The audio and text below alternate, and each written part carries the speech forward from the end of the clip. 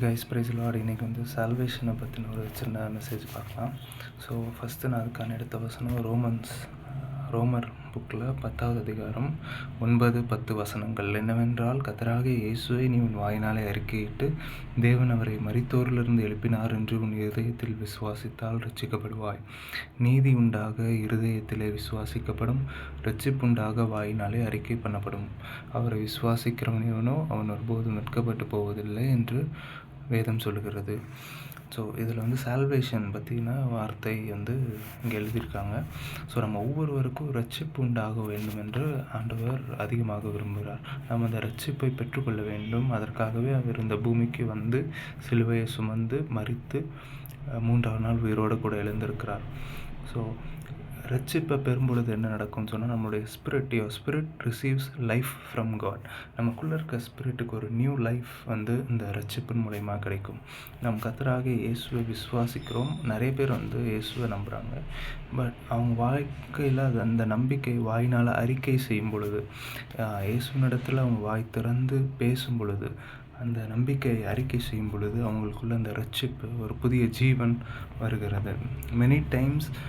Many people are happy, laughing, smiling, enjoying on the outside, but inside in their spirit or in their hearts they feel dark, dead and lifeless.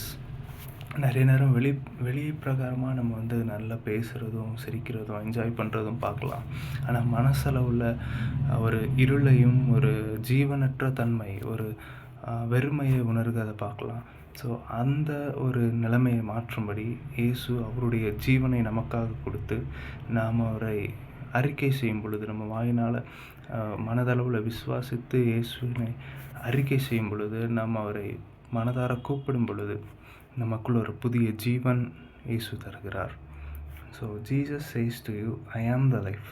நானே ஜீவனாக இருக்கிறேன், நானே வழியும் சத்தியமும் ஜீவனுமாக இருக்கிறேன் என்ற வார்த்தையை இயேசு சொல்லியிருக்கிறார். ஐ ஆம் த ட்ரூ வைன். நானே மெய்யான திராட்சை செடியாக இருக்கிறேன் என்று இயேசு சொல்லியிருக்கிறார். there is no other salvation except through my name.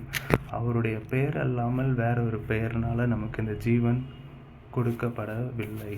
So மத்தேயு 1:21 வாசிக்கும் பொழுது, இயேசு என்ற பெயருக்கு அர்த்தம் அவர் தம்முடைய ஜனங்களின் பாவங்களை நீக்கி அவர்களை இரட்சிப்பார் என்று பெயர் இருக்குது.